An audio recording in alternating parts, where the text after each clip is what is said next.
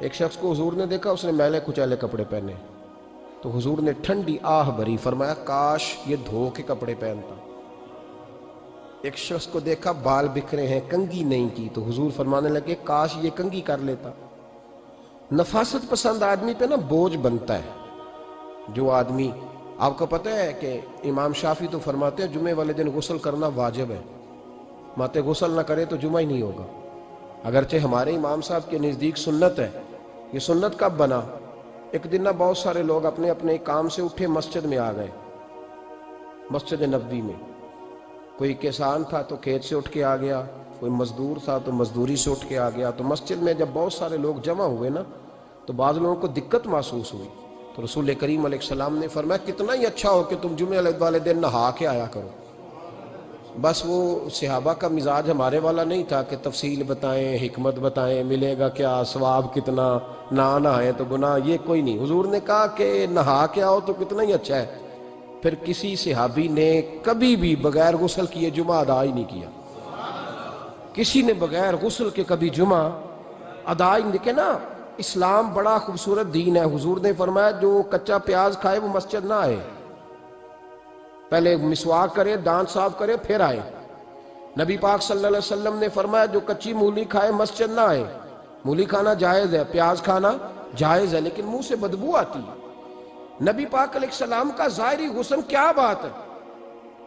میلاد مبارکہ میں نبی پاک علیہ السلام کی جو چیز بڑی کھل کے واضح ہوتی ہے وہ رسول اللہ کا حسن و جمال ہے۔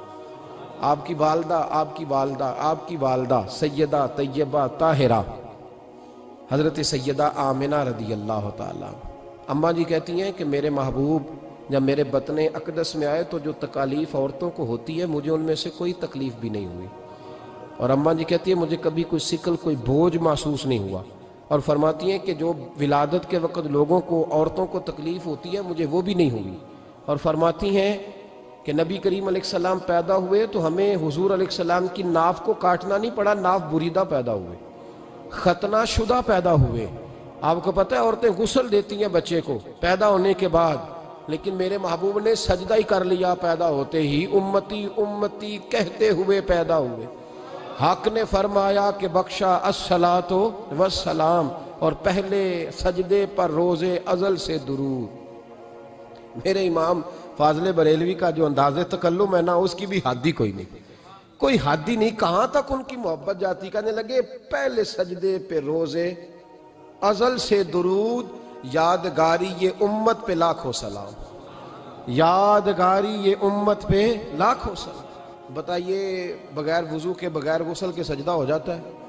تو حضور نے سجدہ کر کے بتایا کہ اللہ نے مجھے پاک صاف پیدا کیا ہے۔ نبی پاک صلی اللہ علیہ وسلم کی والدہ نے جب یہ باتیں ارشاد فرمائیں تو لوگوں نے پوچھا ان سے کہ اماں جی پھر آپ ایک جملے میں بتائیں کہ ماجرا سارا کیا تھا، آخر ایک ولادت تو ہوئی نا، آپ کے وجود اطہر سے ایک بچہ تو نکلا، تو یہ کیا تھا؟ تو سیدہ آمنہ فرمانے لگی خرج منی نور، بس میرے وجود سے ایک نور نکلا ہے، بس میرے وجود سے ایک، اور روشنی آتی جاتی ہے تو کسی کو تکلیف نہیں دیتی، ایک نور نکلا۔ میرے رسول کریم علیہ السلام کو ظاہری حسن بھی کمال دیا، اور پھر حضور کی نفاست پسندی، صفائی پسندی۔ نبی پاک جب بات کرتے تھے نا تو حضور کے دانتوں سے نور نکلتا، اس کے باوجود حضور ہر وضو کے لیے مسواک کرتے۔ میں نے ہر نماز کے لیے نہیں کہا، میں اپنے لفظوں کا ذمہ دار ہوں۔ کس کے لیے بولیں آپ حضرات؟ ہر وضو کے لیے، یعنی اگر نبی پاک نے وضو نماز کے لیے کیا تب بھی مسواک کی، اور اگر قرآن شریف کی تلاوت کے لیے کیا تو پھر بھی مسواک کی، کسی اور موقع کے لیے وضو فرمایا تو پھر بھی مسواک کی۔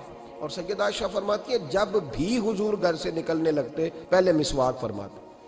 حالانکہ رسول پاک کے دندان اقدس تو نور والے تھے، ضرورت ہی نہیں تھی، ہماری تعلیم کے لیے نفاست پسندی۔ ایک بات میں نے شروع کرنی ہے پر آپ نے ناراض نہیں ہونا، پہلے وعدہ کر لیں، جڑے نہیں بولے انہوں نے کی ارادہ ہو جانا ہے، چلو ہو جائے، کوئی گل نہیں، خیر ہے، ہو جائیں آپ ناراض۔ نبی پاک نے بڑی مونچھیں نہیں پسند کی، حضور کو اچھی نہیں لگتی تھی۔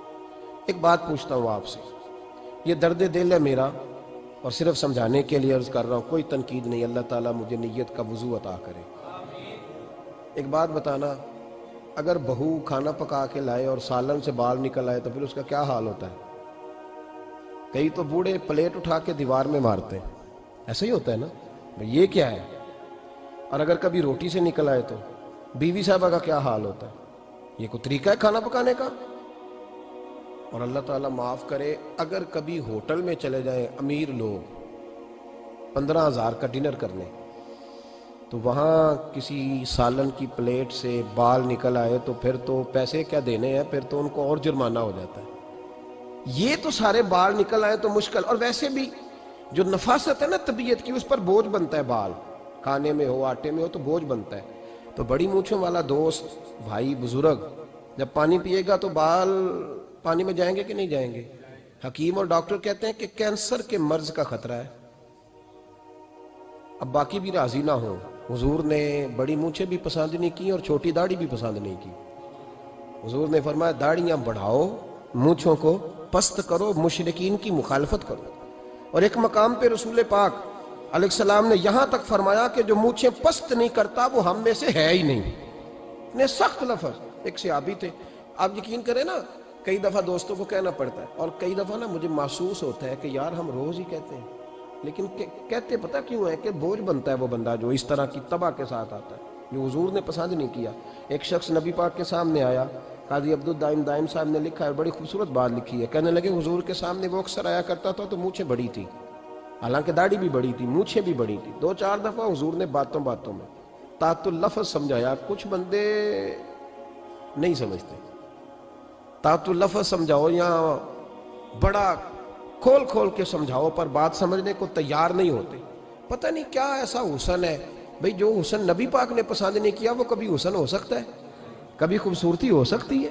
وہ کسی کا ذاتی کلچر تو ہو سکتا ہے پر دین کی تہذیب نہیں۔ نبی کریم علیہ السلام نے کئی دفعہ سمجھایا تو ان کی سمجھ میں بات نہ آئی۔ ایک دن وہ بیٹھے ہوئے تو حضور نے ایک صحابی سے فرمایا کینچی لاؤ۔ کہنے لگے میں سمجھ گیا کہ میرے ساتھ کچھ ہونے لگا ہے۔ ساتھ ہی حضور نے فرمایا ایک مسواک بھی لانا۔ کہنے لگے میں نے کہا بچت ہو گئی، میرے تو دانت صاف ہے۔ تو یہ شاید اس کی بات ہونے لگی ہے جس کے دانت بھی ٹھیک نہیں۔ دونوں چیزیں جب آ گئی نا تو حضور اٹھے اور نبی پاک نے مسواک ان کے ہونٹوں پہ رکھی، اسی سے آبی کی ہونٹوں کے اوپر مسواک رکھ کے تو اوپر سے حضور نے مونچھیں کاٹ لی۔ فرمایا یہ نہ ایسا کرو، یہ چیز مجھے پسند نہیں ہے۔ حضور نے نفاست پسندی کو، اب تو اللہ تعالیٰ خیر کرے ملانگ آ گئے مارکیٹ میں، ملانگ درویشی فقیری، اور ان کے پاس رش بھی زیادہ ہے، ان کے درباروں پہ بھی رش زیادہ ہے۔ جی کہتے ہیں حضرت صاحب درویش آدمی ہے، بھئی روٹی تو پورے ٹائم پہ کھاتا ہے، مونچھیں کٹوانے میں ہی درویش ہو گیا ہے، نہ بال کٹواتا ہے نہ مونچھیں کٹواتا ہے۔ یہ گرو نانک کی تعلیمات ہیں، یہ نبی پاک کی تعلیم نہیں۔ وجود کا کوئی بال نہ کٹوانا یہ سکھوں کا طریقہ ہے، مسلمانوں کا یہ انداز، یہ کدھر کی فقیری ہے؟ دین کوئی غلاظتوں والا معاذ اللہ، کہ بابا کپڑے نہیں بدلتا، بابا غسل نہیں کرتا، بابا بال نہیں کٹواتا، بابا ہے پاگل ہے؟ قطعی طور پر کوئی فقیری نہیں، فقیری صرف وہ ہے جو میرے نبی نے کیا ہے۔